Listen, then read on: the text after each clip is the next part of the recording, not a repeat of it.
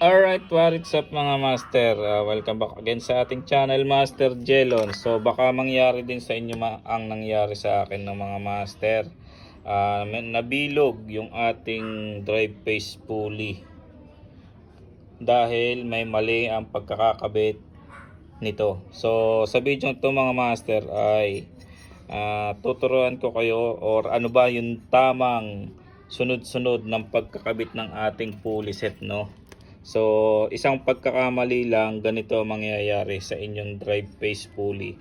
So sa mga naka-experience na nito at hindi nyo alam ang dahilan kung bakit, ay panoorin nyo yung video na to.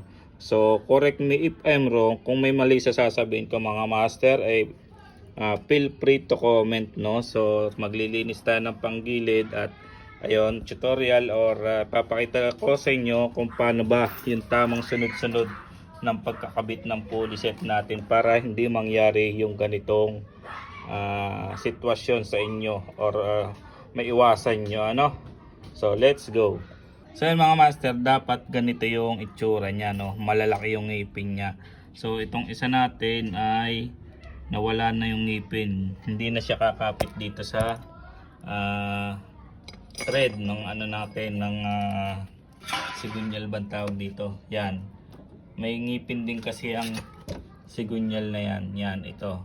So yan yung naging epekto ng nung mangyari ito. Medyo nawala yung ngipin dito kasi nga kinain or na ano na nito, na damage na nitong drive face pulley natin. So ayun, papakita ko sa inyo kung ano ba yung tamang pagkakasunod-sunod ng pagkakabit nga nitong pulley set. At para maiwasan nyo or kung magpapagawa kayo sa mga shop mga master, ay titingnan nyo rin at mamaya yung gumagawa ng inyong motor ay gawin yung hindi dapat na maling pagkakabit ng inyong pulley set. So tanggalin muna natin mga master ang ating Bell torque drive at ang ating so hindi ko na papakita sa inyo yung ating paglilinis at ituturo ko na agad ngayon ng tamang pagkakabit nitong ating pulley set.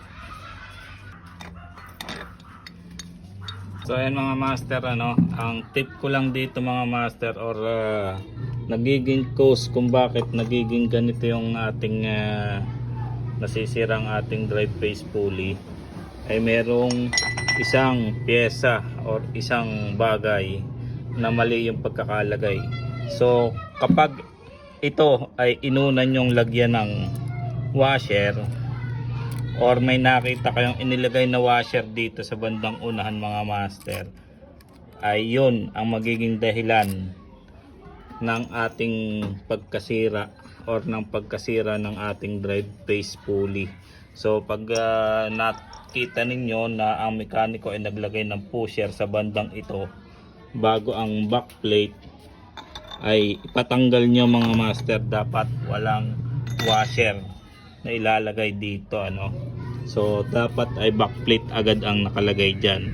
So backplate, tapos ayun ilalagay dito sa natin, pulley. Yan ilalagay sa pulley, tapos yung hirap mag video ng tapos itong spacer, yan dapat yan yung sunod-sunod, backplate, tapos pulley, tapos yung spacer. Yan dapat walang mauunang washer dun sa loob kasi yun yung nagiging cause ng pagkasira ng ating drive face pulley. Tapos kasunod, kung gusto nyo lagyan mga master na sinasabing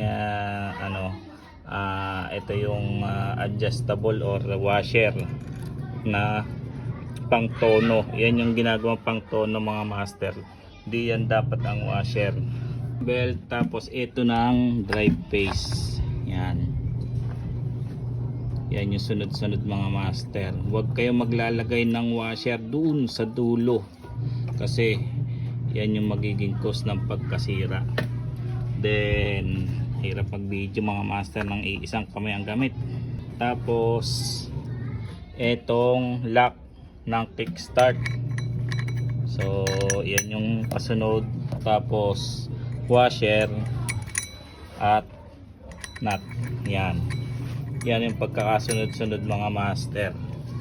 So yun nga, inuulit ko, kapag nakita nyo naman nilagyan ng washer doon sa katabi, sa likod ng backplate, ay ipatanggal nyo mga master kasi dadating ang panahon, mga ilang buwan, ilang araw nyong gagamitin, ay magiging ganito yung inyong drive phase.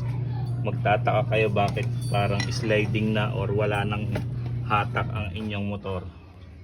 So yun lang mga master. Kung may mali ako sa mga master mekaniko natin, kung mali yung sinasabi ko, ay paki-comment na rin para na rin sa kalaman ng lahat at para itama kung mali nga ba yung aking pagkakaintindi. Let's go.